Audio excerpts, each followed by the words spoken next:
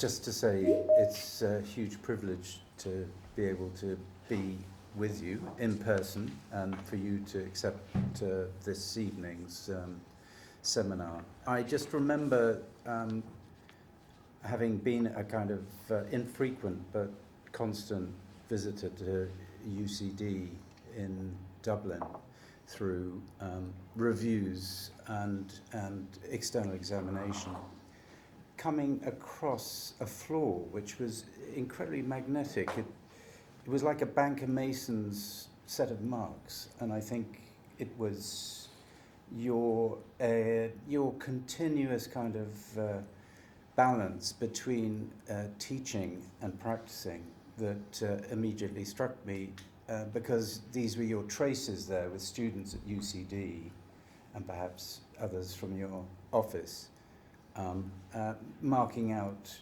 the geometries for your chapel, I believe, probably. And I was very struck by that sort of sense of crafting and thinking about space in an educational context. So, without further ado, Níall, wonderful, over to you. What I'll say is that I'm a practitioner, and I find it easier to describe projects and then answer questions about them than to put forward some kind of ideal theory which is then somehow validated by the projects. It's not really how I work. I tend to work by immersing myself in the project and finding the stories I need to tell myself for that project, and then post-rationalizing to a significant extent and somehow making the ideas match the thing in due course. So it's probably better to do the lecture in that way and to try and talk about how ideas emerge through practice, and then how they can move on to other projects and how they can be reflected upon. So I wanted to begin with this because it was my first commission, and I wonder if I'd been given a European housing scheme, would I have had a completely different career? But I was given a monastery for my first commission at the age of about 26, just arrived in London. And it's a tiny monastery in Kensington, just off Church Street, Kensington, for the Carmelite order. Two buildings, one by Giles Gilbert Scott at the front, which is a parish church on the street, and the other behind by an architect called Goldie from the late 19th century, which is a kind of neo-Gothic Victorian building. What you're seeing here is a little axonometric drawing of the junction between the two buildings. The original Pugin church on the site was destroyed by incendiary bombing in 1944 and rebuilt by Giles Gilbert Scott. And when he did it, he left this strange landlocked room between the monastic house and the altar of the chapel. So on the top of that axonometric, you can see the sacred space of the altar, which is through a doorway from the sacristy. And then at the bottom, you can just see that paved path leads along a passageway from the house into the sacristy. And just to the right of that, there's a doorway which takes you into a square room, which had been the common room, and the priests wanted to turn into a small chapel for their own worship. And so the two problems were very different to each other. One was to create a space of transition between the ordinary domestic life of the priests and the sacred space of the altar. And the other was to create a sacred space in its own right within a room which had no sacred connotation previous to that. And I'll just talk about the sacristy first of all. We had no way of bringing light into the room except through one tiny south-facing window between the two buildings, and roof lights which were overlooked by lots of the back of London apartments overhead. And one of the things that really fascinated me about this is a painting by Lippi. It's intended to be over a door, and it's an Annunciation painting where the angel Gabriel comes to announce the conception to the Virgin Mary. And what I loved about it was the way that the painterly problem of how you depict the realm of mortals and the domesticity and the ordinary life of the woman has to also contain the space where this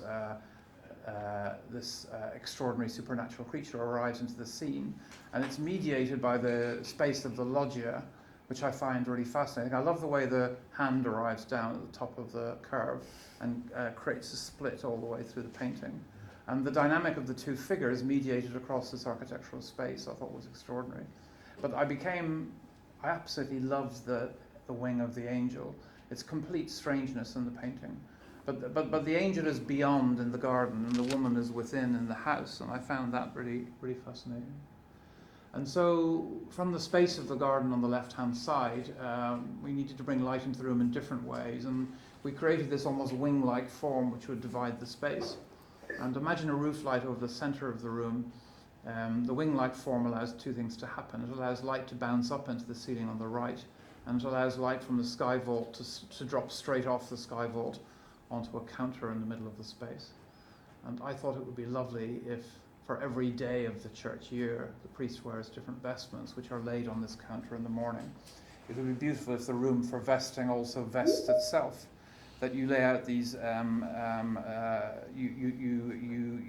you lay out the cloths on the counter, and the colour of the cloths will intuitively tell you as soon as you walk into the room whether it's green or turquoise or gold or purple. You'll understand immediately, you'll understand in your water what the day in the liturgical calendar is, and so it's really seen as a vessel for capturing light, but also as a transitional space that's full of restlessness. So all of the geometries in this are deliberately based on spirals. You can even see in the layout of the cupboards on the wall there, these spirals of squares and golden sections that intersect with each other.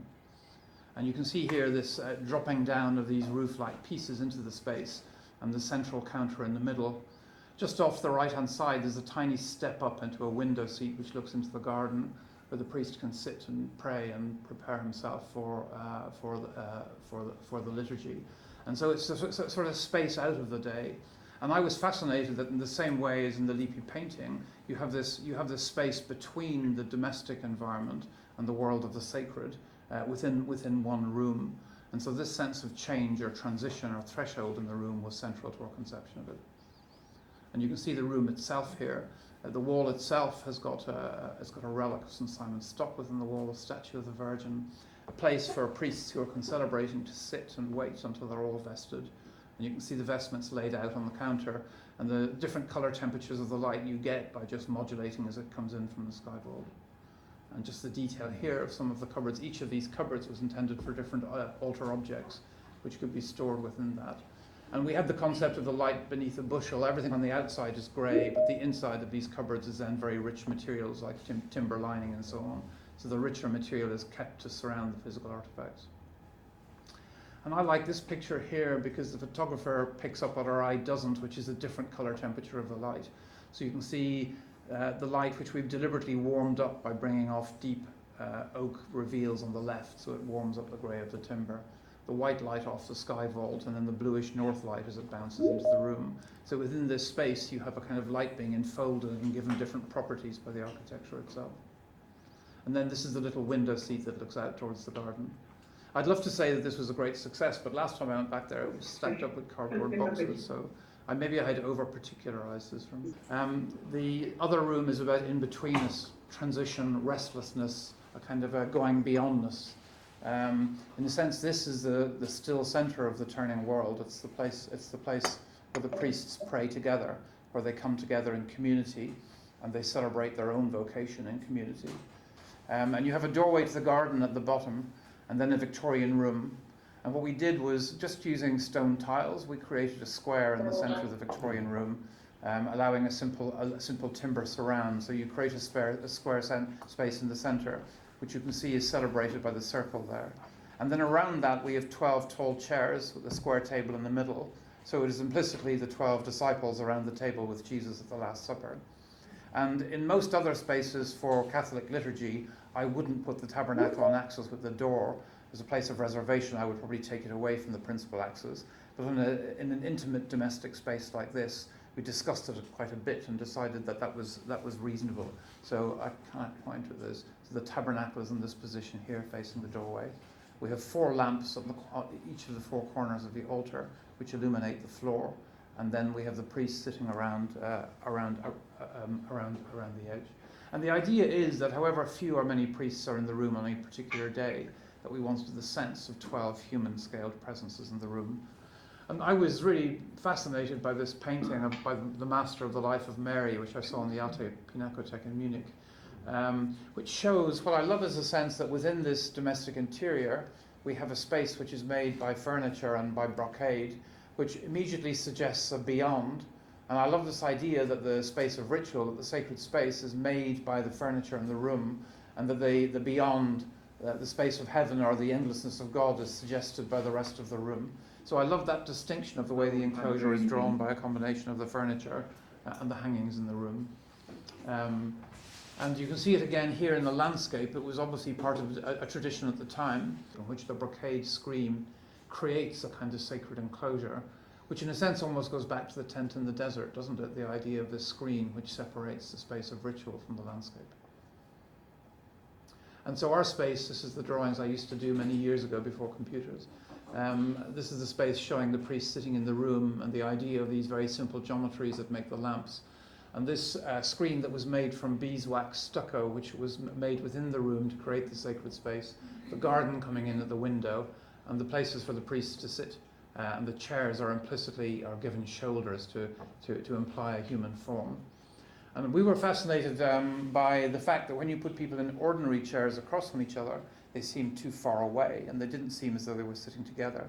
But we found out that by extending the height of the chairs, that you created these almost standing human presences, and it meant that however few people or many people were there, there was a sense that people were sitting around together by extending this, or by implying the scale of the standing human to the seated figure. And you can see here also, I remember at the time I was reading Yeats's poem Sailing to Byzantium, and he has this beautiful contrast between nature, whatever is begotten, born and dies, caught in that sensual musical neglect, and then the world of eternity, the world of artifice, which is everything is in gold. This play of gold against green seemed to me to speak also of the contrast in monasticism of the relationship between the garden being an image of paradise and the chapel, which is juxtaposed with the garden, being paradise sublimated into the eternal and into liturgy and ritual. And so I really wanted that to be something that you would read as a visual fizz in your eye when you come into the room. So everything within the room is made of golden materials, and the green of the garden is then pressing at the edge. Having said that, when the chapel was finished, the abbot, who was proud, brought his friends in to see it from other monasteries, and when he popped out to take a phone call, they all sat in the chairs and pretended they were at the hairdressers. And you can see the lamps over there. That's one of the circular lamps high up, which shines a spotlight through it. And then the pattern of the throwing of the glass is cast as a swirling pattern onto the floor. And I was fascinated by this sketch by Adolf Loos of his own tomb, the cube as his own tomb, the kind of almost nil point of the cube. And I was fascinated by that. But also I like the idea that the circle held inside the square is often symbolic of the tomb of Christ. And I thought it would be interesting to try and make something out of that. So when we created the tabernacle, we made a cube of oak. And within it there's a cylinder which has been excavated out, which is lined in gold.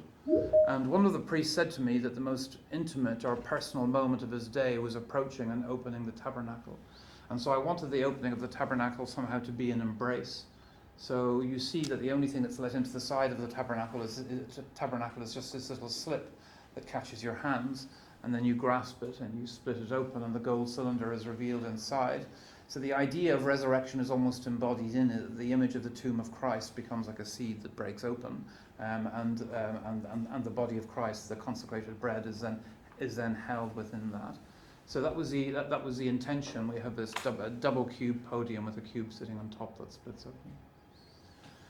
It's really fascinating that in the length of the life of your practice that you can come back and do the same thing again, because I got an offer from the Carmelite priests in Dublin, many of whom had prayed in that room, which I designed in 1991. And they came back 20 years later and said, now we have a chapel we want you to do in Dublin. And I said, well, what do you want it to be like? And they said, really, just like the one you did in Kensington. If we could have the exact same thing, that would be fine. So it was interesting to negotiate with them and to talk around it. This is the room here in the Carmelite Monastery, right in the centre of Dublin, just off Grafton Street. And you can see the Victorian building which it's placed within. This is a really fascinating building in Irish history. Many of you will know that for a period of about 200 years in Ireland, up until the mid-19th century, they had something called the penal laws, where Catholics were forbidden to worship, priests were forbidden to say the Mass on pain of death, Catholics were forbidden to own property or to be educated. And so there was a kind of a whole underground world of Catholic worship in Ireland for a period of time, which is very strongly part of the myth of the country. It's a very strong foundational myth of the country. And the idea of secret worship is something that's very well understood. And a group of Carmelites came over from Spain and set up in a house in the suburbs of Dublin in the late 18th century and were worshipping there. And were then gifted a room on this site in the centre of town where they worshipped in a kind of clandestine worship in the centre of Dublin. And it went on to become a significant parish church and is one of the kind of key historic sites in the centre of Dublin. And so it's a fascinating site, but their own worship room was a rather dingy room at the back of the apse of the building on an upper floor. And so they asked us to see what we can do with it. And it's one of those rooms where the light is absolutely hopeless. There's a yard behind a department store with almost greyish north light coming in and nothing to like about it at all. And so we couldn't change the exterior of the building and we had to sort of invent light within this room. And at the time, you can see what we did here. Here's the room. And since we were told to do the same thing again, we took it quite literally and made a square room within a non-orthogonal enclosure. All of the windows there go into alleyways and backyards. And we decided to create a building within the building. And I read a beautiful text by St. Bernard of Clairvaux where he was describing the Church of St. Malachy in Northern Ireland. And it was the time of there was still controversy about the relationship between centralized Roman Christianity, Romanitas, and the idea of the argument that had been notionally settled at the Council of Whitby about the dating of Easter and so on was also an argument about the rights of the regional churches. And so it's this relationship between the universal Catholic Church, the Roman Church, and it's the regional identities of other churches. And St. Malachy's church was described by St. Bernard as an oak church, a dírteach, an oak house. And he called it opus scotus something, a beautiful work, an Irish work. It was this beautiful Irish work with the boards bound together. And his description, I felt, was describing both an artifact and a view of theology, and also the nature of this community bound together like the boards. And it reminded me, of course, of Leverance's church in Clepan, where every brick is kept whole as it were a human soul. So we decided to make this room inside that was made of boards that would be allowed to keep their own identity, but also be interwoven in some way. You see the exact same arrangement. The square is held inside the rectangular room, the 12 seats on each side, and the only change in terms of the basic liturgical arrangement is we've done the sensible thing and moved the tabernacle away from the central axis of the room. And then we've made this interwoven timber lattice work. And what we did was all of the spaces behind the timber, we just painted gold. And then we shone light backwards from the timber onto the gold. So you had a golden light diffusing through the cracks in the timber. That was the principle of how we sort of invented light in the room. And we made these models here to think about. This time we thought, if you're going to extend the chairs to that height, could they then become part of the structure of the room, that they would continue on and become the structure of the room, and that the lattice work of the timbers overhead would be interwoven too. And so the idea of the bench coming up, it's got a little place to keep your books of office, a place to sit. There was a very long conversation between the priests about whether they should have soft furnishings on the seats. Fantastic, really great fun, the discussion they had. And then the back of the seat, they decided eventually that no, soft furnishings weren't appropriate. The back of the seat rises up to become the structure of the room. And we can see the seats here, and once again, the only break in the sort of regular geometry is the little curve that catches the small of your back as you sit at the edge of the room. And you sit then looking into this square space. And this gives you a sense of the weak daylight coming into the room. That's the tabernacle on the left-hand side. The individual lights are because older priests like to control their own light, so they can feel that if you have declining eyesight, it's nice to have control over it. So everybody has their own light. And you can see then what it's like with the lights on the outside of the room on, and then we'll show you. That's a combination of the mixing of natural and artificial light. But you can see here what happens then when you get gold behind it, and you get this gold light seeping through the cracks in the boards. You have this sense of a space beyond, and you can see the cooler grey of the light coming in from the yard on the right. The tabernacle, once again, a much simpler version of the previous object we've spoken about. And it's that mixing and mingling of light that really fascinates me to create that sense of a sacred space within a. So this is the room in pure daylight. And then we see here the priests praying together. It was a really beautiful essay that Father Nicholas, who's in the centre, wrote about it. And he compared the secret and hidden practice of the Carmelites in the 18th century to Ireland, which is now, I think in the last 20 years, the most rapidly secularising country in the world. With it, to be fair, a degree of hostility towards priests often in public life. And he talks about this group of men who are still praying together in this upstairs room, and the idea of a continuation of that hidden practice, which he sees as being central to their vocation. This is an altogether different kind of chapel. It's one that I did as a project with my students. And we called it the Ghost Chapel for reasons that will become clear. This is Michiko Sumi, who I teach with, my teaching partner. And we did it together. And I'm fascinated. I talked about skeuomorphs earlier on. We called the project for the year About Time. And we asked the students why two buildings, one built on an island off the west coast of the Eurasian landmass, and one on an island off the east coast of the Eurasian landmass, completely unconnected in the 8th century, could have turned what's fundamentally a construction detail, which is the crossing of the rafters at the top. And both of them have turned that into a symbol of a god. So on the right-hand side at Ise, the crossing of the rafters, the chigi, becomes the symbol of the god Amaterasu. And on the left-hand side, the detail, which must originally have been timber of the crossing of the rafters, has been recreated in stone and then is a symbol of the figure of Christ. But in each case, a fundamental practical constructional detail has been held over by generations and generations. The other thing that we were fascinated by is there are different concepts of time contained within these religions, because the one on the right-hand side is destroyed and rebuilt every 20 years. So with each generation, it's new again. And when we brought our students to see it, we asked the local architect who takes care of the shrine, if the shrine is rebuilt every 20 years, where is the architecture? And he said the architecture is in the local villages. It's the local people who are the architecture. They hold all of that collectively in their imaginations, and they can recreate it as an artifact richly every 20 years. And so there's a Shinto idea there that's about regeneration. It's about the circularity of time. On the left-hand side, you have a building which is about, I would say, about time's arrow. This is the beautiful Ise shrine. I would say this is about time's arrow. To me, it's utterly extraordinary, because when the early Christians wanted to make a form for assembly and moved out of houses, they adopted the type of the Roman basilica. But that's a secular form. So one of the things they did in northern Italy is to push the side walls forward from the gable, because that's symbolic of the pronaos, the Roman temple. And so the pronaos form is applied onto the basilica to give it a sacred connotation. Now, monks from Canterbury came to see some of these buildings in northern Italy and made a stone building in Canterbury with a recessed gable and a pronaos wall. And monks from Ireland saw that and came to this tiny island off the west coast of Ireland and built it in timber. So the pronaos wall was recreated in timber, and the crossing of the rafters was held into it.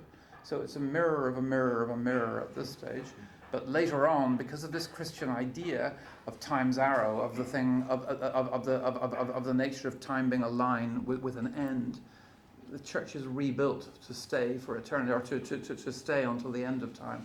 It's recreated in stone. But when it does that, it borrows back the details of the timber architecture in the crossing of the rafters, and these become a symbol of the divinity of Christ. And to me, there's something fundamental about architecture, but also I think that the relationship between architecture and the sacred, which is at the center of this project here. And when we look into it, it's a series of translations, which I find utterly fascinating. Here's the island that it's on, just off the west coast of Ireland. And there's a tiny town called Carna just in off the coast. And every year they have the blessing of the boats. Magdara is a Christian saint who's believed to be far older than Christianity. I think that his relationship to boats goes back to pre-Christian times. But the church is built, and now they have one annual visit to the island where they come and all the boats in Galway are blessed on the foreshore. And so you can see here the mass which they hold on the right-hand side, with the boats pulled up for the blessing of the boats in July. And when it's bad weather, they have a little caravan on the shore, which they have the same ceremony in. So there's always a mass, but they can only get to Magdara's Island from time to time. So we decided with the students that what we would do is we would build a structure on the shore which they could have the Mass in, and which would also hold the objects for the Mass, the chalice and the paten and so on, that they would be kept as objects within that building. And so it would be like a kind of a shadow or a twin for the building on this almost remote island. So here it is on the island itself. And the students visited the island and made a beautiful drawn survey of all the stonework in the chapel. And you can see these enormous stones which are put together with great precision. And one of the things one of the students picked out was actually, in a sense, what's almost as beautiful as the shape of the joints. And that became the theme for the Ghost Chapel. So what they did was they made a drawing only of the joints, and they imagined what they call the Ghost Chapel, which would have a frame which is made only of a lacework of joints and contains an object inside it which has got all of the needs of the altar within it. So they made this model of it based on a digital survey of the stones. And then they had an idea that when there is a Mass, that they could vest the building by draping it in a special fabric. And here's a little image they made to persuade the locals that it would be a good idea. The chapel on the island and the Ghost Chapel on the shore, and the boat that takes you back and forth between the two. And this is the idea of the box that opens up. It's weathered all year and just sits there and is secure. And you open it up and take the altar objects out from within it. And it was great fun for the students who are from all over the world to go and meet the people of Carna and persuade them they were going to build a chapel for them. And they got into the local newspaper and it was all going great. They got funding from it locally and so on. So it was a very enjoyable exercise for the students. They went back to the Bartlett and they made all of the stones in the chapel out of insulation board. So the robot just carved out each of the stones. And this is the robot doing that. And then they laid out the walls of the chapel on the floor so they could recreate the mortar joints, put them up onto formwork and cast concrete into it. And you can see then they were using high pressure water to blow out the insulation from the joints. And eventually they got this lovely delicate lacework of the mortar joints left behind. And here are the fragments of it left just outside Euston Station, just north of the Bartlett. It was very interesting. When it was in this condition here, the students, having written to the planners 6 months beforehand, heard back from the planners that they weren't going to allow them to put it in Carna. And so we spent the last 4 or 5 years trying to get it built in Carna. And we are getting there. This is it stranded in London. You can recognise that bit of Camden in the background. And I quite like that notion of Euston Station. It's got a long connection to Ireland Euston Station. So the Ghost Chapel was like a little sort of a little kind of lost artifact by the side of the high-speed line. The cloth they made was based on the colour of lichen, and they dyed the cloth, and it's a kind of diaphanous cloth which they could hang inside the chapel. And Galway Arts Festival asked us to install this in Galway, so it's like slouching to Bethlehem. This chapel is slowly slouching to Carna. It's making its way there. So we're hoping at some stage soon we're going to get it to Carna. But this is the object that opens up with the carved out pieces inside it. And there it is on the quayside in Galway. So now it's only 30 miles from Carna, and we're getting there. This is the drape on the inside of it. And there it is sitting on the quayside in Galway. I wanted to just go into a little more of a deep dive into one project. So the main theological college for Oxford is about 10 miles outside the city. Bishop Wilberforce decided it would be better to keep the theological students away from the temptations of Oxford, so he moved them out to Cunston, which is a beautiful, idyllic site. And G.E. Street, the architect, designed the buildings for the school at the time. It's very fondly known by most Anglican clergy in England, and they call it Holy Hogwarts. There was an order of Anglican nuns, the Sisters of St. John the Baptist, who were at Begbrook on the other side of Oxford, and they were aging and their order was declining, and they owned a very grand house, so they decided they would have to sell up the house and plan for their retirement. And the head of the college made the suggestion that it would be lovely for the sisters to come and through the witness of their prayer to take their place in the theological school, and that they would be able to be taken care of by the students, but that also they would be a witness to the students through their own worship. And so it was a lovely arrangement that was brokered between the two of them. And as a gift, the sisters said they would bring a new teaching chapel. The space on the site is it's the only space you can see between the root protection area of the trees. And that big circle there was believed to be the biggest beech tree in England. And we had to make the chapel in that space between the trees. And when we did the competition, it was an RIBA competition. We were talking about poetry earlier, I promised you some. So I'm going to read you this Seamus Heaney poem. It's interesting because it presents itself as a translation And the annals of Clonmacnoise are monastic annals from about the 10th century, and in them you have news of famine, you have news of harvests, you have news of fabulous natural events, and you also news of this apparition which occurred. The poem says, I'll read it to you now. The annals say, when the monks of Clonmacnoise were all at prayers inside the oratory, a ship appeared above them in the air. The anchor dragged along behind so deep it hooked itself into the altar rails. And then as the big hull rocked to a standstill, a crewman shinned and grappled down the rope and struggled to release it, but in vain. This man can't bear our life here and will drown, the abbot said, unless we help him. So they did. The freed ship sailed, and the man climbed back, out of the marvellous as he had known it. The image on the left is from the book of the Abbot Hilda, which is a German book from the 9th century. But I love the image of the Christ asleep with his head on the gunwale, with the disciples on the Sea of Galilee. So we put these two images together for the competition. And the comment that I made at the competition interview was that the missing word in the poem is the word nave, which isn't in the poem, but obviously the relationship between ships and chapels is very ancient. And we set about exploring all sorts of versions of that while we were doing the project. And so we had an idea that the image of being both within the ship, the Christian community, the disciples on the Sea of Galilee, holding ourselves together in community, and also the apparition of being beneath the ship, seemed to us to be a very powerful beginning for architecture. And we made this little plasticine model by sticking our thumb into it and talking about how do you create a sacred site in a natural place, the first mark that you make. And then the idea that under that great beech tree you could make a sacred space. And the space has the two crosses in it for the liturgy of the Word and the liturgy of the Eucharist. And then the ship in the air, imagining that kind of dual image of being both below and within the ship at the same time. And the tree. The idea of the community bound together. And this was more a feeling. There were two things. One of them is unpacking the word nave, because a nave can be a ship. It can be the umbilicus, the navel, the origin of life. But also the nave is the still point of the turning wheel. And it seemed to me that that was a beautiful image to begin with for people preparing for Christian ministry. And I also said, and this was just a feeling that I wanted when you stood in the chapel, to feel like a kite flyer, that you were both being lifted and had your feet cloven onto the floor at the same time. So that cleaving to the ground and being lifted up into the light was something, that dual image that we wanted to have for the architecture. And here's the space beneath the trees, which is full of this absolutely magical light with the different trees, the sunlight coming through the leaves. And so we promised that the only light we would have would be the sun coming through the trees. And we made this drawing of the kind of mazy light that you get in open woodland, and the idea of making a space within that. And that allowed us to make a sketch as though the structure or the architecture of the building could be the thing that creates a symbolic clearing within the site, but also within the building. And the idea of like a carousel, that the clear story high up would be there for collecting the light and bringing it down into the building. And we were asked to make a collegiate chapel in the fashion of Oxford and Cambridge chapels. And the collegiate chapel really comes from a monastic tradition.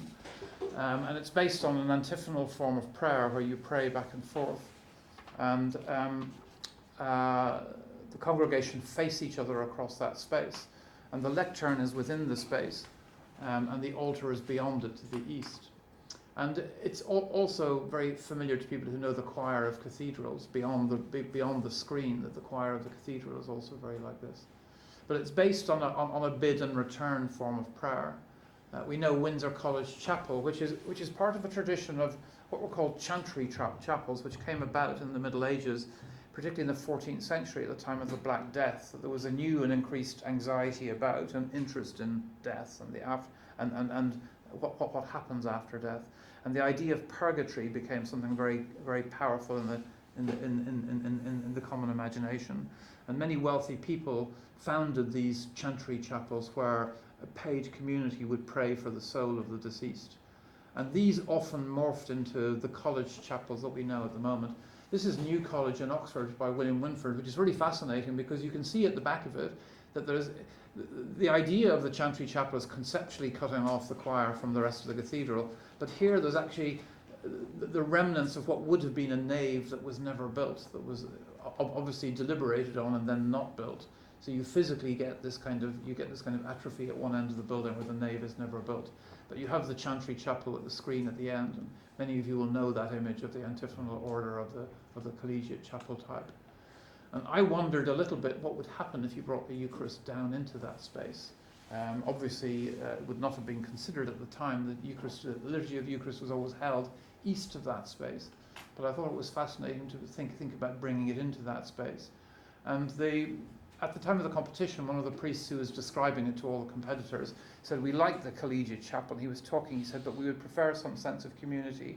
And I just noticed his hands irresistibly beginning to creep in at the tips. And I thought, that's an architectural idea. So then you draw that, and it's the idea that maybe comes closer to the idea of worship which we've inherited from post-Vatican II, which is the idea of being around the altar, which I'll talk about a little bit later on. And you'll notice the reversal in this, which we haven't corrected, between west and east. The place of the Eucharist is the west. And from there, it's simple to make an ellipse. And when you make an ellipse, it's like something huge opens up, because both theologically but also architecturally, there are so many pieces of history that you connect into. And I love the idea that the geometry of the ellipse is this dialogue between the form of the circle and the line. And the eccentricity of the ellipse is something that gives you the parabola, the hyperbola, the circle, and the ellipse. They're all conic sections. And so you can see the eccentricity of the conic section here that gives you the ellipse. And I was fascinated by this dialogue that was happening at the time of Mannerism, both scientists like Kepler, who were fascinated by it. Kepler's writings about the theological connotations of the ellipse are really fascinating. But people also like Dante, the Mannerist, who is talking about this new conception that comes after the early Renaissance of the relationship between force and form, and the idea that figures become twisted, and you see them under the operation of force, and you see them in motion. So the stillness of the early Renaissance has changed into this dynamism, which comes from the action of force on perfect form. And that's considered theologically as well. And this is what Kepler talks about. He talks about the sphere as totality, as the sun is shining endlessly outward. But Christ came to earth and chose to live. And Christ living is the line, it's the length of a life. So you've got to think about embodiment as having a different geometry, because Christ has departed from the perfection of the sphere and moved into earth and engaged with the idea of time. And in doing so, the ellipse becomes a conversation between form as a function of force, the idea of material embodiment. And so that's something that we had in our minds. And you can see these ideas here. And the mixture of the curve and the straight line, the ellipse signifies the submission of the creature to material necessity and its inability to attain total perfection. So this is Kepler. And once we begin with the ellipse, we begin drawing it in the office. This is all of us together drawing it. And it's one of those great moments you have in a design competition where I have this idea of a box with an elliptical space carved out of it. It's a kind of a Beaux-Arts idea then, where there's poche and all these things at the edge. And Tim, my colleague, goes, "Do you really need the box, Neil?" And we just take the box away and you have something else altogether. And then once you have that other thing, you begin to look at precedents for that. In the top right is our plan. The two that I'm really fascinated by is the dialogue that I think was occurring between Zumthor and Schwarz. Schwarz's church in Frankfurt, St. Michael from 1961. Schwarz's St. Benedict from 1985. Schwarz has the ellipse, and he adds these curious apses onto it that give you the ghost of a Latin cross, but not quite. And the elliptical form. And he does this really interesting thing, which I'm guessing is relating to his idea of negative theology, where he takes the whole structure, he empties the building of its structure, and he puts it outside the walls and expresses it explicitly on the outside of the wall there on the top left. And Zumthor, when he does his, he doesn't, well, Zumthor doesn't acknowledge anyway, but he doesn't acknowledge Schwarz, but he says it's like an eye, and you can't design a church and say it's like an eye without implicitly acknowledging Schwarz because of his writings. But what he does is he puts the columns just inside the wall. And for me, it feels like a kind of an architectural bid in return. That was your move. here's mine. And I thought, well, they both have Zumthor's is a tricyclic, so it's not an ellipse, but he says it's like an eye, and they both give it the same clear story. So I thought, well, wouldn't it be interesting to continue that conversation by making the ellipse and then bringing the structure within the depth of an ambulatory into the center of the space. The other ones which were helpful for us, San Vitale, and any of the English Gothic cathedrals, but this idea that you have the space, the perfect space at the center, but then you clamp these contingent bits on, and they have a much more rudimentary geometry in the way that they engage with the perfect form in the middle, and that's something that I found really enjoyable. And so we ended up with this elliptical building, which has got all these clamp-on bits, and they deal with anything which isn't the space of ritual itself. They deal with all of the ancillary functions. And we placed that then beneath the great beech tree on the brow of the hill, looking through the trees out towards the horizon. There was going to be a nunnery for the sisters, which was never built, which you see in the bottom corner of that image, and they would have had their own entrance into the building. And here it sits in stone under the trees, or between the trees, with the street buildings in the background. And then we had an idea of building a freestanding timber structure, which I've spoken about here, and it carries the roof. And you can see the V form of the roof. I think it's a kind of a canyon notion, but he's never done it in this way, where you split the top of the beam from the surface of the ceiling, and you create a space between the two, and you bring light through the clear story. So you flood a zone between the top of the structure and the bottom of the ceiling, and it creates a sense of buoyancy in the ceiling, which of course alludes to the image of the ship that we were talking about. And then that very simple thing of coming down a few steps into it, so you feel as though it's an older place. It's that mark on the plasticine. And then the long section, the great cheat, where not all the structure is holding up the roof, but the 2 points of the ellipse are where the ceiling parts company from the structure and heads off towards the walls. And beneath one point of the ellipse, you have the liturgy of the Eucharist, and beneath the other, you have the liturgy of the Word. And I wanted to just show this brilliant church, this in St. Amarkirke here, which was just something that we put a postcard of up, and on the right-hand side, our own computer image of what we wanted the chapel to be like. It was just a visual connection. And here we see it beneath the trees. And at first there were 2 entrances, one for the students from the college and one for the sisters from the nunnery. And then I'll talk a little bit about the various objects that are clamped onto the outside of the building. But in the center of it, you have this elliptical enclosure with the seats within it. This is Schwarz's church in Frankfurt, St. Michael's. And you can see the interior here emptied out of structure with just these kind of mazy lines drawing the idea of the structure onto the walls of the building. And the analysis of this in terms of its geometries. And then Zumthor's chapel, the structure just inside the walls, and the connection between these two. So the plan is very simple. You come in the door and there are loos and sacristies to the left in the rectangular building. You can walk through 2 possible entrances into the chapel, and you find yourself in the ambulatory and make your way through the structure into the central space. If you walk around the ambulatory, you meet a little private prayer chapel for the sisters, a place of prayer where you can look out to the landscape, and the place of reservation for the Blessed Sacrament, which is built into the side of the wall. And we made these freestanding structural models here just to play with the idea of this structure as being thicket-like. And of course, one of the real difficulties is that you get this very interesting problem, which is it's all great until that timber structure tries to touch the ellipse, which is an endlessly variable geometry. And how do you take something which is spanning laterally and make it connect to the ellipse in an ordered way? Because all the window mullions that it has to land onto will be in different positions if they want to correspond with the ellipse. But we loved Kepler's idea that he has about the orbits of the planets, the elliptical order of the planets, that somehow the only perfect harmony in the universe is when you see the solar system from the sun, and then the idea of the centrality or the perfection of the sphere is sublimated into the harmony you get from seeing the ellipse from the center. So we use this idea to place the window mullions that on first glance they appear to be similarly positioned, but actually every one has got a different relationship to each other, and it just spreads out with the curve of the ellipse, which allows us to catch the lateral structure. And you can see that here then in the image of the clear story high up, with each of the pieces of stonework in a slightly different position. And what was also driving this project at quite a deep level was my reading of Rudolf Schwarz's Von Bau der Kirche, which is, I thought, an absolutely amazing text in terms of contemporary liturgy.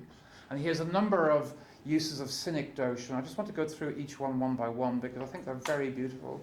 In the first one, he talks about the eye, and he says the light from the star enters into the eye, and the darkness of the body rises up into the eye from within. And within the eye, an image is made. And this idea of the darkness of the body rising up to meet the light of the star, I thought was extremely beautiful. And then he says, the eye is not a star, but rather an answer to it. It is circumference, dark, hollow, and in readiness. The light coming from the outside and the dark from the inside come together to create the image. And then he makes this plan, and he talks about the congregation, and all of the eyes of the congregation looking towards the altar, and the priest who then stands by the altar, and a sacred way opening up. So the idea that of the eyes of the congregation looking towards the altar, but the whole plan also at another level being like an eye, I thought was a very beautiful compound image. And then he talks about the altar as at once the center and the threshold. Earth and world gather at the altar and they reach their end. On 3 sides it faces the world, and on the 4th it faces heaven. The spot where the world turned to face eternity stays behind, and from this way, spot a sacred way begins. And he's a beautiful image where he says, how would we represent this space? And he says we could make an image, we could make a stained glass window. But in the end, he says he's representing the solitude of God, the beyondness of God. And he says that a white wall would be the most perfect thing. And his second synecdoche is the ear. And he speaks about the ear, and that every parent's duty is to open their children's ears to the word of God.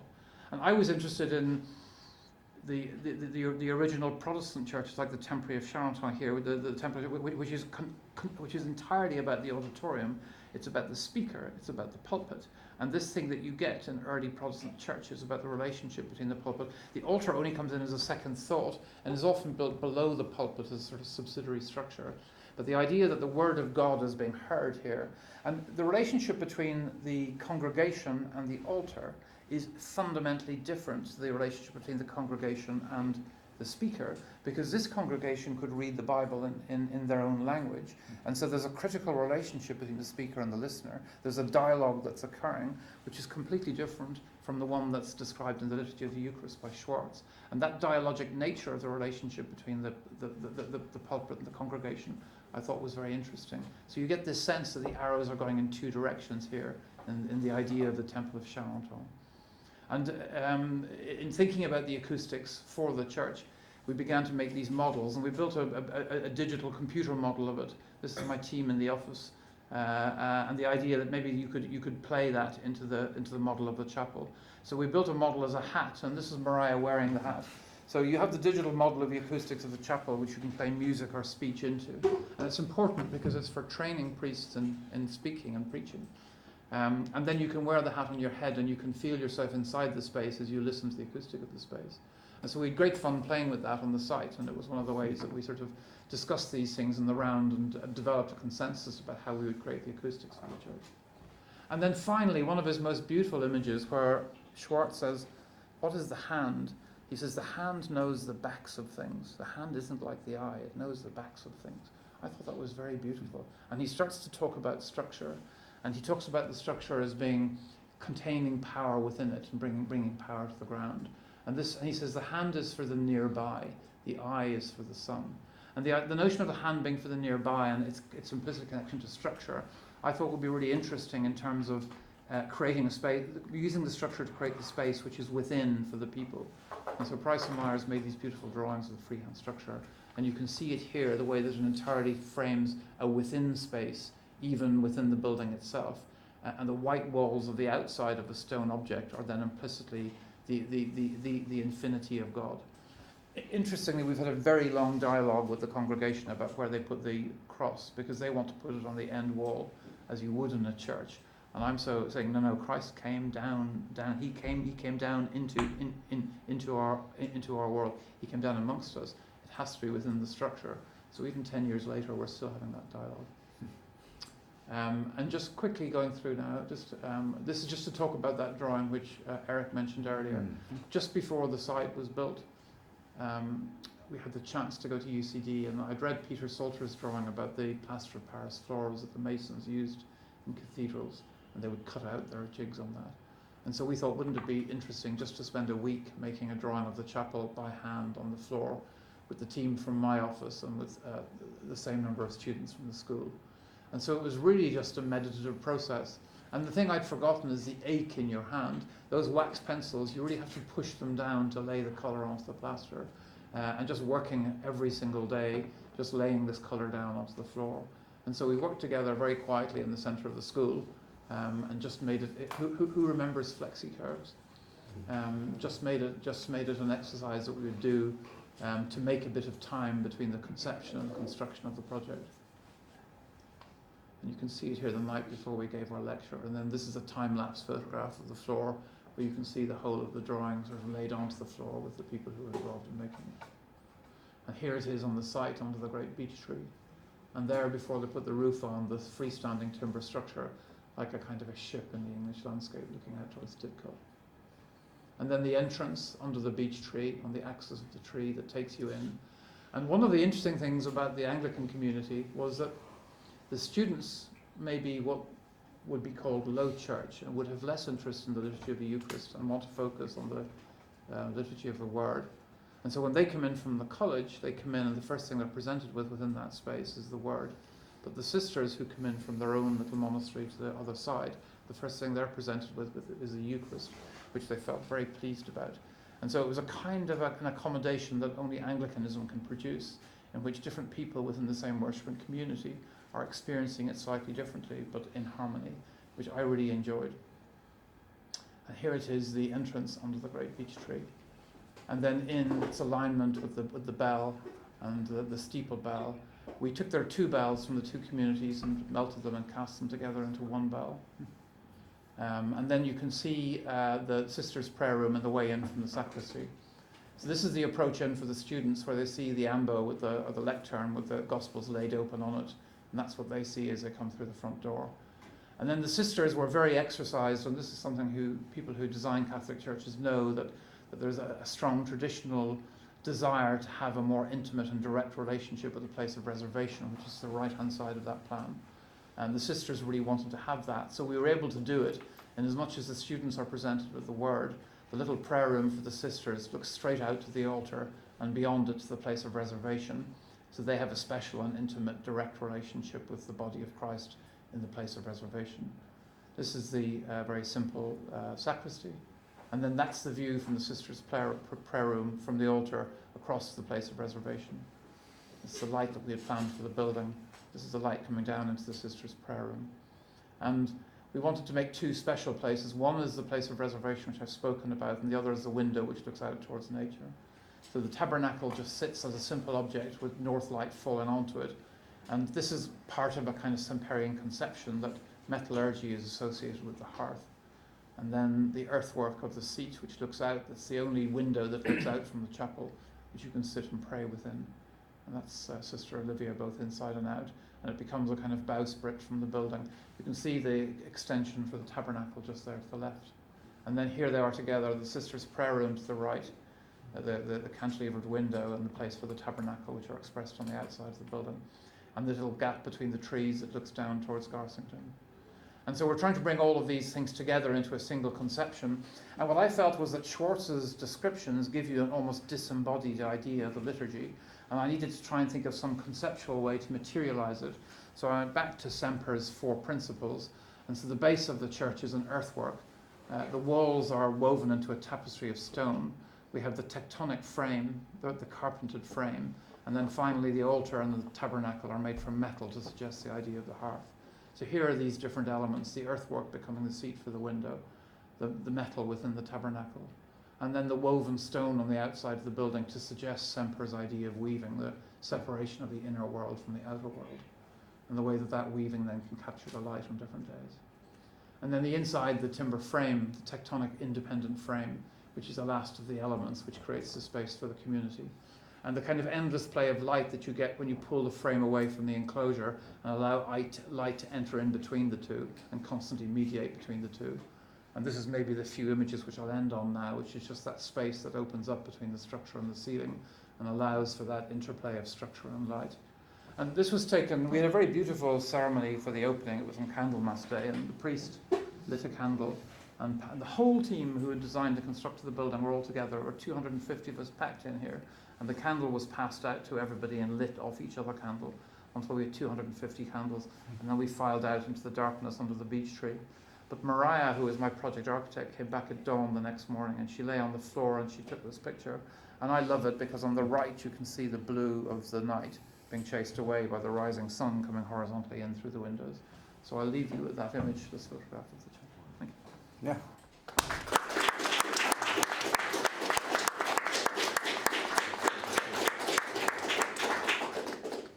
Well, it's, to bring both a theological eloquence and an architectural articulateness together with such sophistication is a real treat. So let's open. Peter, could we start? Well, thank you very much.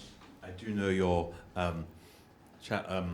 sacristy and chapel in Kensington, because actually I was a priest in the other Kensington church at the time, and so we all came round, and people did say they looked like hairdryers, but obviously they were jealous because of the other monks wanted the same thing as well as they did in Kensington.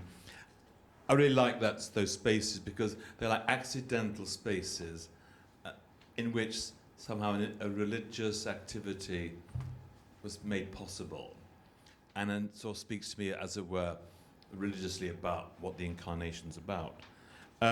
But I think the materiality and also the dynamic in how you can celebrate the liturgy is fundamental, and I saw that in the schemes, especially the one you just explained now, how you use Semper's for the stone,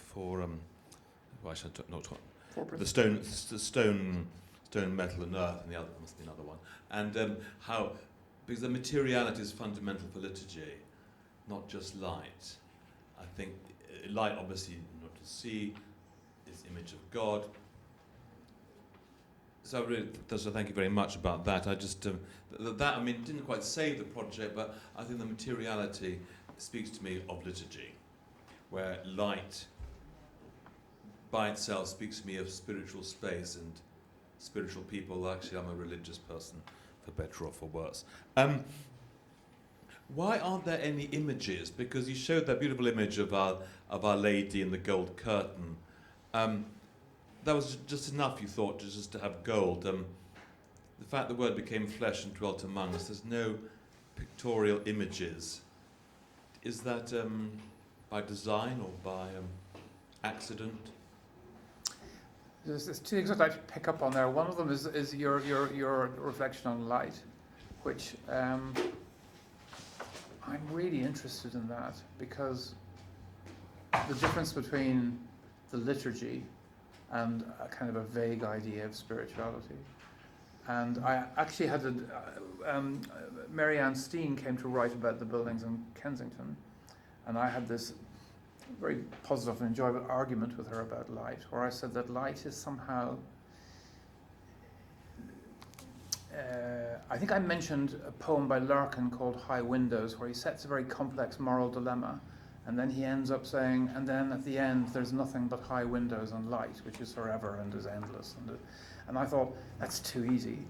This idea of the kind of epiphany of light and the sort of spirituality that comes with that, kind of general sense of beyondness, is actually very different from the fundamentally cultic nature of liturgy. And it's something that I completely agree with you about. Of course, it's not that you want to take light out of it, but the idea that light is going to give it to you by itself. I have real problems with Tadeo Ando's Chapel of Light, for example. I don't know if you know the project, but the way that light is used in that, for me, is extremely problematic. Because many sacred spaces use light or use darkness in particular ways, but they can't use it in such a way that it fundamentally undermines the liturgical nature of what's occurring there, which I would say has a more fundamental and cultic character to it. The issue of images is funny and amusing in one way, because I told the sisters that the light in the chapel would be the light coming through the trees, and we talked about it a lot. And they said, "Oh, Neil, that's a lovely poetic image, and that's great, and we really trust you, but we do like stained glass, and we'd love some stained glass with images." And I was saying, "But the light coming through the trees." And they said, "Yes, but the stained glass." So this went on for a long time. And eventually they said, very tactfully, they said, "Well, we'll go away and pray about it." And that's how it was left. And so I made the building as it is. And the one thing I hadn't realised is the ventilation for the building is these little slats at the top of the building that open up. And for some reason that I had never predicted, when the sun hits the edge of the slats, it turns into these extraordinary rainbows. And every now and again, the building is completely full of these rainbow colours of lights. And they brought me in and they went, "Now, look at that." So prayer won out. I mean, for me, the issue of images is complex. And there's a whole other conversation that I would have about images. I don't think that the building is designed not to have any images of it. And I think what's happening is bit by bit, it's becoming filled with images. And the sort of early idea of the Gesamtkunstwerk, the idea, I mean, it's earlier than the idea of the Gesamtkunstwerk, but the coming together of stained glass, sculpture, painting, objects, furniture, architecture to create one synthesis is a kind of an idea of the world that one would like to recreate, but it hasn't existed as an opportunity for me so far. And I think that this was conceived of, and I think the main criticism I've heard from people who come to worship there is the kind of the kind of luminous plainness of it is seen as being something that they some people love that, but some people wish they could change it. It would be an easy way out to simply say, well, I can allow other people to produce images and put it in there. I think aspects of it were conceived of as being without images, and that came from my reading of Schwartz. So that thing where Schwartz talks about, would it be a stained glass window? Would it be a painting? Would it be an object? And this is for St. Anne in Durham, which is one of his great churches. And he says, no, what we'll do is we'll make it a white wall. And he then implicitly creates this within the structure and beyond. The white wall is kind of conceptually endless, was something which was in my mind. And if we were going to pursue that, it was then difficult for that to be a wall that could also contain images. So I think that's probably the truth of it. But I understand your criticism. Thank you. I have a question, or maybe an observation, and I'm sorry, do I need this? Okay. I have a question or maybe an observation, and I'm going to take you back to what you said you wouldn't do, which is that it might have even been before the talk started, but you were talking about this idea of temporal depth. And also building on this conversation with Peter about where you talked about the Gesamtkunstwerk as a sort of a synthesis, which, as it were, captures it all at the same time in a simultaneity. There is definitely in the projects that you've shown us building up this interpretation, which for me is very real, around these ideas of temporal depth, which speaks to a range of aspects of depth. The temporality aspect, the articulation that we've talked about. There's a sort of a duration in some of the work and richness.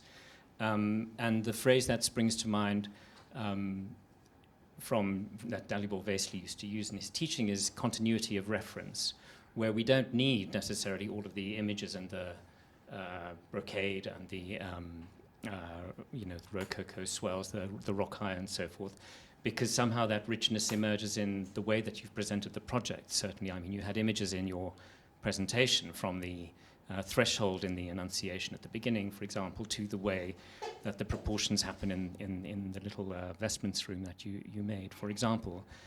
So I suppose my question is more an invitation to talk more about that temporal depth, partly as architectural process, where we don't need the Gesamtkunstwerk as a shared experience because it's there in the making of the building. Yes, maybe I'll just leave it there.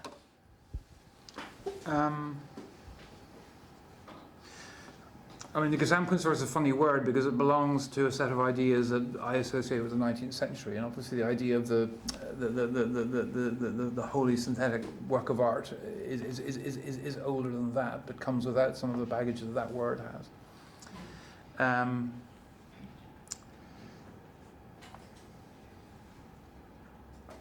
What's the best way to go at it? I'm feeling towards an intuition myself through some of the reading that I was talking about earlier. That there's something more performative about architecture than we give it than we notice about it. And one of the things in the church, it was just an observation that I made, is that the masons who laid the stone, it took them just over 9 months to lay the dogtooth stone, and there were 4 of them from Poland. And every time I went to see them, they had these little mini spirit levels, and they were leveling each stone in 3 ways, and then bedding it, and then looking at it that way, and then looking at it that way. And I said, "Are you doing the verticals?" And they said, "No, there are spirals there." And we hadn't realized, but when you do that dogtooth bond, it releases these spirals, and they wanted all these spirals to line up. So they spent a year laying identical stones and leveling them in the exact same way. And I couldn't help thinking that there was something like prayer about it, this repeated task towards, and I thought, I mean, it sounds like a kind of naive observation, but I thought that there was something about this building which was made for people to go and pray and to repeat these things through the liturgy, through their prayer. And these men who were sitting there in the cold and the snow and the heat and the rain, laying these identical stones with extraordinary patience, and each one had to be part of this idealized thing. And I suppose the thing about it is it's the notion that a building is always the record of a performance of its own making. And we use all sorts of ways of talking about that. And most people don't think about it at all, but they know it in their belly. It's a form of knowing that's subliminal, that the building records its own coming into being as a performance. And so the performance of weathering, the performance of inhabitation, the performance of alteration, the performance of construction, are all time-based processes which the building somehow holds and represents without us often knowing it or bringing it to the level of conscious experience. And I became fascinated by these structures that are the earliest structures that I know of. So the ones I'm thinking of are Göbekli Tepe in eastern Anatolia, Çatalhöyük, which is in central Anatolia, which are these early human sites, which in a sense predate any idea we would have of settlement, and they've got nothing to do with that whole theory of agriculture and settlement. It's something else, where mobile communities in the landscape were making structures. A really good one is the stones of Stennis up in Orkney, where the interesting archaeology about that is saying that when they look at the foundations, the archaeologists can't conceive that that stone circle was something that was intended as a final artifact. And the longer what they're doing now is the archaeology of the quarries, which is really fascinating. And they're comparing it then to communities who even in the 20th century in Indonesia were dragging stones across the landscape to make monumental structures. And they're saying that they believe that the stones of the Ring of Brodgar, for example, is conceptually unfinishable, and that the purpose of the Ring of Brodgar wasn't to make an object in the landscape. The purpose of the Ring of Brodgar was to make the Ring of Brodgar. The making of the Ring of Brodgar involved everybody, and communities from across the archipelago were quarrying and dragging stones, often over generations, to place there. And the placing of the stones then embodies these communities. But then, in a sense, there's no way that when they look at it, they can see that there was a final form that was intended, except that it was roughly circular. And I love the idea that he comes up with, where he says in the context of Orkney, he says that the building had come to stand in for blood, that it was a way of holding communities together, that the blood bonds you would have had in smaller groups, when they begin to expand, they begin to use building as a way of creating investment. And then that sense that you're doing something together over a period of time, and that holds you in place and allows you to acknowledge yourself as community in the world. So I thought that that's a fundamentally performative thing, and that the artifact which comes out of it isn't nothing, but it's not primary. And I thought that was a very interesting way. I mean, maybe in our image and artifact-obsessed world, it was a very nice reversal of intuition. But it's something that I think that when you look at the Japanese societies who make ise, and they say the architecture is within us, it's within our imaginations. We are the architecture, and we can recreate that temple again and again and again.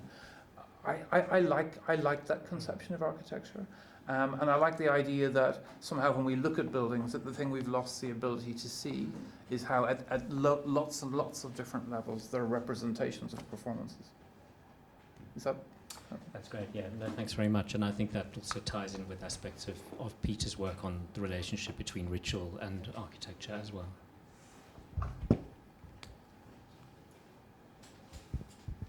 Patrick. I've got an observation now. Well, it's probably not a question other than, do you think this is a good observation? At St Peter's Clippan, there is a cross. It's the cross which holds the roof up in the centre of the plan. But there's also a processing cross. And at the exhibition that Kieran Long organised at Architects recently, there's a beautiful film showing the opening of the chapel, and highly influenced by the Ecclesiological Society and the High Church movement in England. They're processing.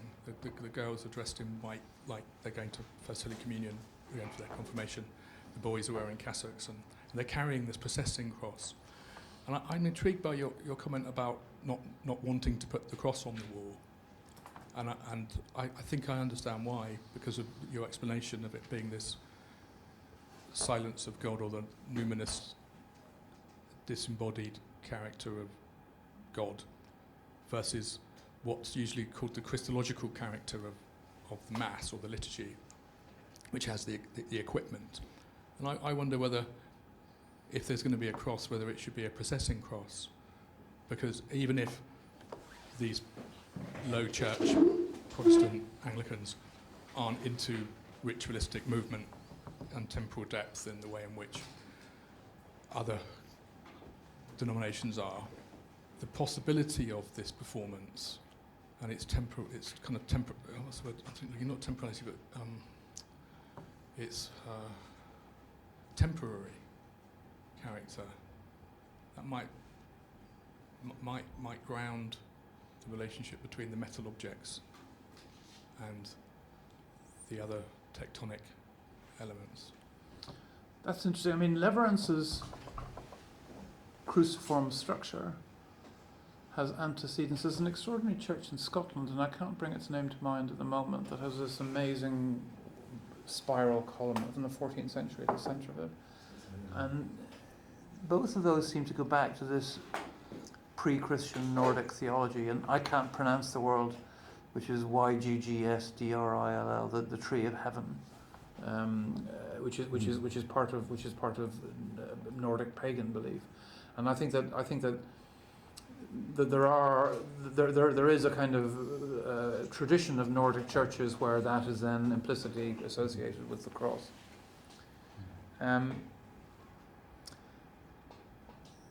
The cross on the wall, I just need to make clear the idea, because if I talk about I'm in a sense quoting or paraphrasing Schwartz, where he makes a distinction between the endlessness and eternity of God, and in a sense that is necessarily the isolation of God, but it can only be said in distinction to the embodiment of Christ.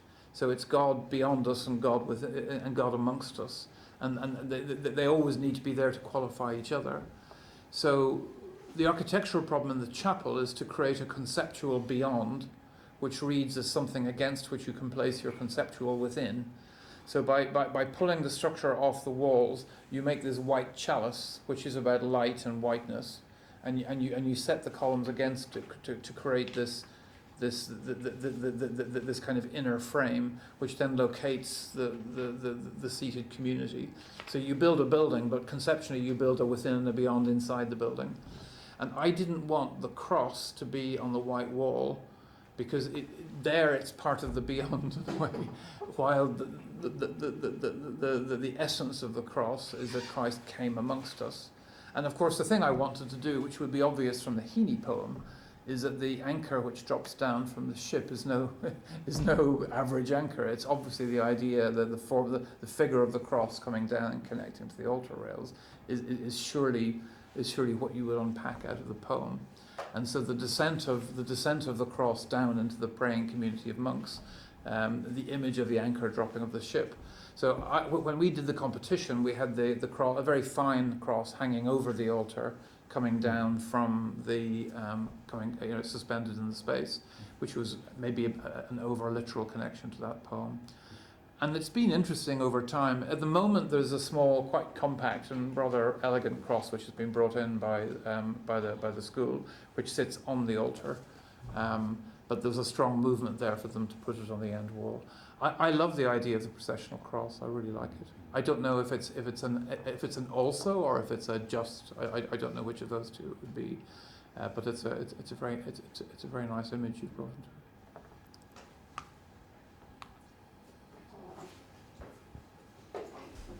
Yeah, I've got an observation. I mean, you started with in your presentation about the architect starting with the process of making.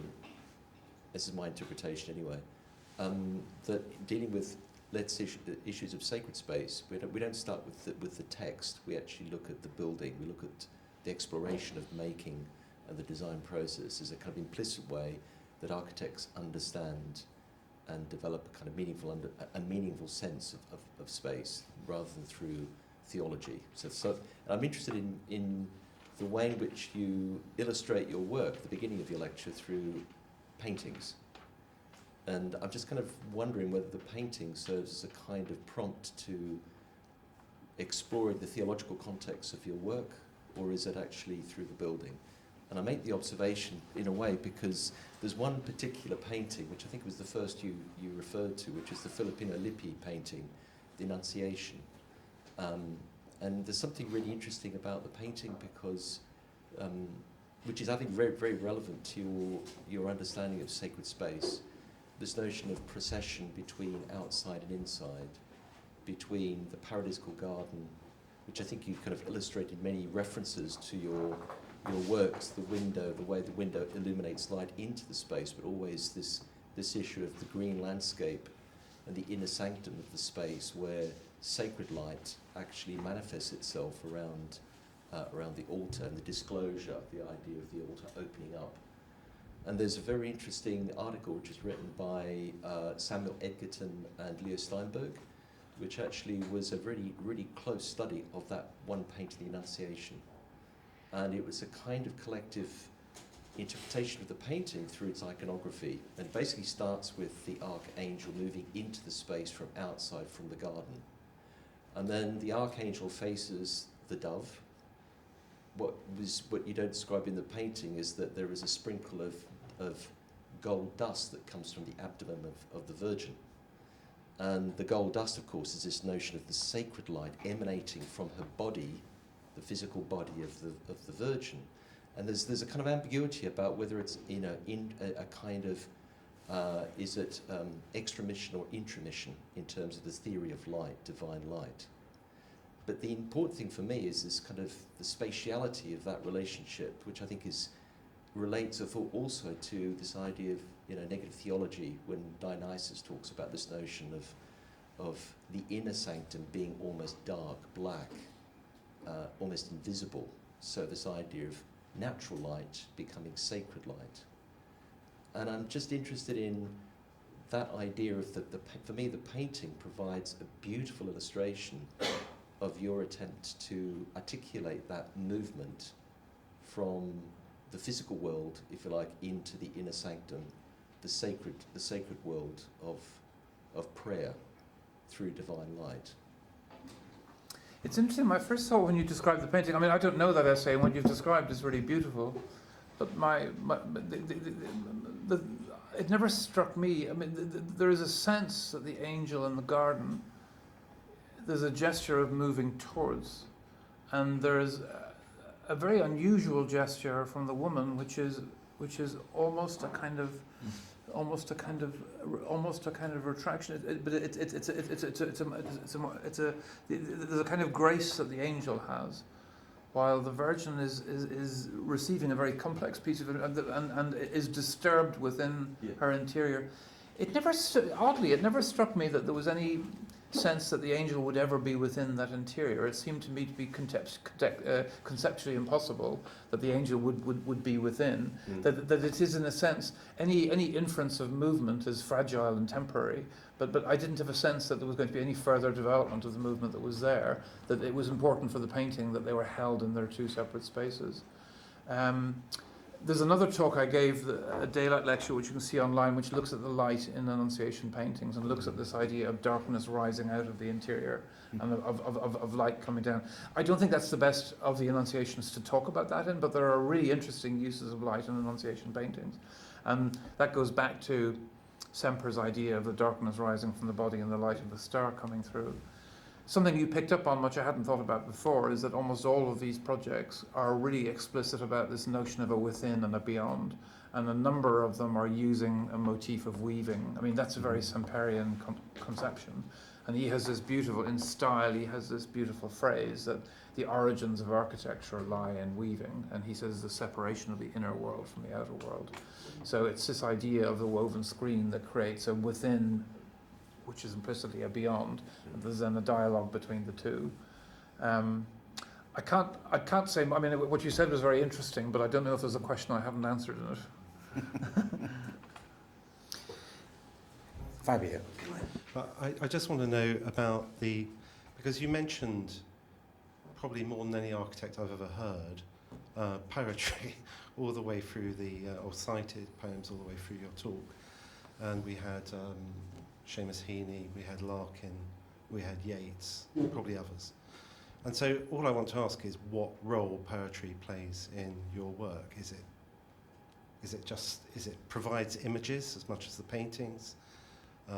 Is there some other corollary? What else does it do? How do you design with it?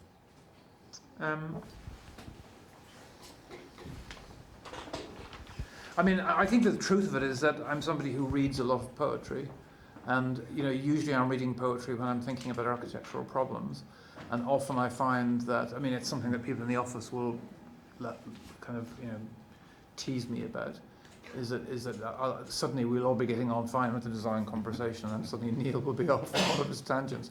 But that's the way it is. I haven't reflected on it in a structured way to say whether there's something especially important about poetry. The images, I mean, I was giving a lecture last week on a completely different subject, and I was quoting from Elizabeth Bishop, a poem called At the Fish Houses. And I'm trying to think about the quotes that I've used to describe, or that I'm using when I'm generating the work, and seeing if there's something about them that gives them a special category within my thinking. It's quite hard to answer straight away. I mean, the Yeats one, From Sailing to Byzantium, is, I mean, it's a strange mixture of the sheer beauty of the linguistic patterning, and that you hold it in your imagination as a result of that, and at the same time, there's an opposition set up in the poem between two very clear, luminous and material properties that have got consequences in terms of a whole set of meanings. But they have a kind of an instant kind of sensational visual quality as well, which is very immediate. The idea that fish, flesh or fowl, whatever is begotten, born and dies, caught in that sensual music, all neglect. I mean, there's an extraordinary sense of a kind of teeming, repeated quality of nature, the kind of endlessness of the natural cycle, and then this extraordinary kind of Byzantine image from Ravenna of the sages standing in God's holy fire. There's something about that I just held in my imagination, and somehow you can bring that back at the chapel. The Heaney poem I thought was very architectural, and interestingly, John Toomey has used it about a completely different project. Same poem, different project. He used it as a touchstone for that project. And we were saying earlier, I do think there's something in particular about Heaney that feeds the architectural imagination, because I think he's a rare thing that he sees buildings as having a kind of an interior animation, and he describes. He describes. I mean, he obviously has a huge interest in place, but he uses architecture within that in a way that gives it extraordinary agency in his poems. And I think the example I've given is a very good one, but there are hundreds of them. I'm not sure. I mean, I don't want to say that there's something special about poetry that makes its way into my work, or something about my work that is directly related to poetry. I think that generally speaking, if you're a practicing architect, you create what I call a kind of loam, which is a kind of messy and deep kind of understory of stuff like that, which are paintings that you've seen and loved, which are poems that you've remembered, which are archaeological texts that you've read, and you hold them in a kind of fertile kind of loam that then allows itself to come forward to help you. And particularly they're useful for sustaining you in a project before the architecture has finally found its feet. Because when the architecture has found its feet, you could kick it all away, couldn't you? It doesn't really matter anymore. And my teaching partner, Yoria, always says, why are you always going on about that? Haven't you got the building? So I think it's something that's useful to talk about, because we can talk about how we think when we're practicing. But I wouldn't want to give a special status to it in the work, because I think these are things that you use that are generative, that allow you to get to a place where suddenly the architecture is really telling you within its own ways what you've got to do next, and you can begin to kick those step ladders away a little bit. I can't put it better than that. I think that's a wonderful set of questions and answers. Starting, all that way back with those lines on that plaster floor, through to the words and the relationship of poetry to your work. So I think I'd just like to, reflect on a wonderful seminar in person. So I think that's very special too, after these years of solitude. So Níall, thank you so much, and we're looking forward to your next project. And from the murmurs I heard at the background, there's a kind of, if I see this as almost, kind of like a vision with trees of Botticelli's interpretation of paradise and the lightness, I suspected there was something more of the chthonic in this next project, which sounds really interesting. So we look forward. Thank you. Thank you very much.